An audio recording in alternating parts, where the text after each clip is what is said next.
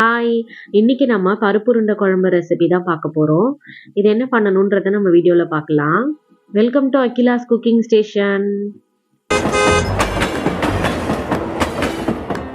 இதுக்கு ஃபர்ஸ்ட் நம்ம ஒரு எலுமிச்சை சைஸ் புளி எடுத்து தண்ணியில ஊற வச்சுக்கலாம்.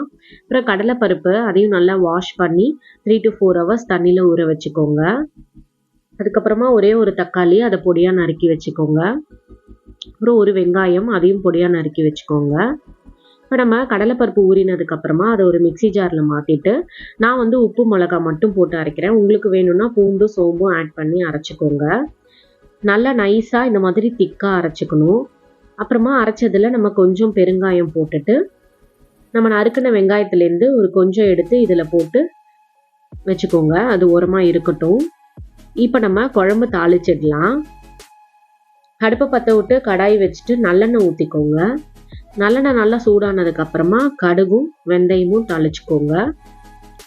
ரெண்டும் நல்லா பொரிஞ்சதுக்கு அப்புறமா நம்ம கருவேப்பிலை போட்டுக்கலாம். அப்புறமா நம்ம நறுக்கி வச்சிருந்த வெங்காயம் போட்டு நல்லா வதக்குங்க. நல்லா வதக்கிட்டு நம்ம இந்த டிஷ்ஷுக்கு தேவையான உப்பு போட்டுக்கலாம். உப்பும் போட்டு நல்லா வெங்காயம் வதங்கட்டும்.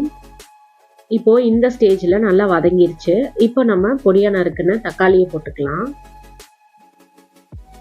தக்காளியும் போட்டு நல்லா வதக்கிக்கோங்க. இப்போ தக்காளி நல்லா வதங்கினதுக்கு அப்புறமா நம்ம மசாலாஸ் போட்டுக்கலாம். இன்னைக்கு நான் தனி மிளகாய் தூள் காரத்தூள் போடுறேன். அதுக்கப்புறமா மஞ்சத்தூள் போடுறேன். அதுக்கப்புறமா கொரியாண்டர் பவுடர் அது மூணும் போட்டு நல்லா வதக்கிக்கோங்க. நல்லா வதக்கிட்டு நம்ம ஊற வச்சிருந்த புளியை நல்லா கரைச்சி புளி தண்ணி ஊற்றிக்கலாம். நல்லா வதங்கிடுச்சு. இந்த ஸ்டேஜில் நம்ம புளி தண்ணி ஊற்றிட்டு இன்னும் கொஞ்சம் நார்மல் வாட்டரும் ஊற்றிக்கலாம்.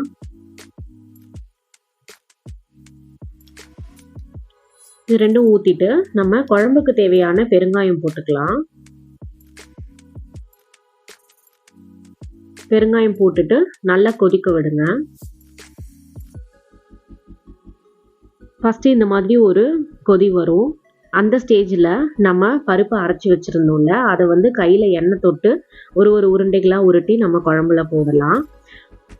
உங்களுக்கு வேணும்னா நீங்கள் இட்லி பாத்திரத்துலேயோ இல்லை ஸ்டீமர்லேயோ வேக வச்சு எடுத்து கூட நீங்கள் போட்டுக்கலாம். நான் இன்றைக்கி ஸ்ட்ரைட்டாகவே போடுறேன். இந்த மாதிரி நல்லா குழம்பு கொதிக்கும் போது கையில் எண்ணெய் தொட்டு உருண்டைகளாக உருட்டி போடணும்.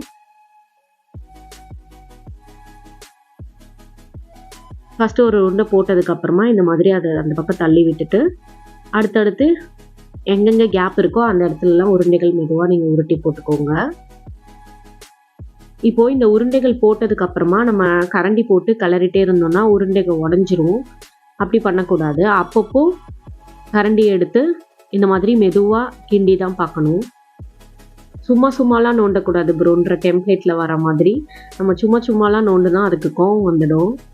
அதனால் நம்ம அப்பப்போ இந்த மாதிரி அடி ஒட்டாமல் இருக்குதான்னு மட்டும் செக் பண்ணிக்கிட்டா போதும்.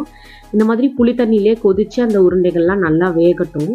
இப்போ பாருங்கள் நல்லா வெந்து குழம்பும் நல்லா திக்காயிடுச்சு. இந்த ஸ்டேஜில் நீங்கள் வெறும் தேங்காவை மிக்சியில் அரைச்சி ஊற்றி இன்னொரு பாயில் பண்ணி இறக்கி வச்சுக்கலாம். அவ்வளோதான், குழம்பு ரெடி ஆகிடுச்சு.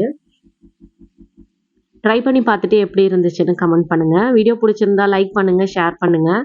இந்த மாதிரி ரெசிபீஸ்க்கு நம்ம சேனலை மறக்காமல் சப்ஸ்கிரைப் பண்ணிக்கோங்க.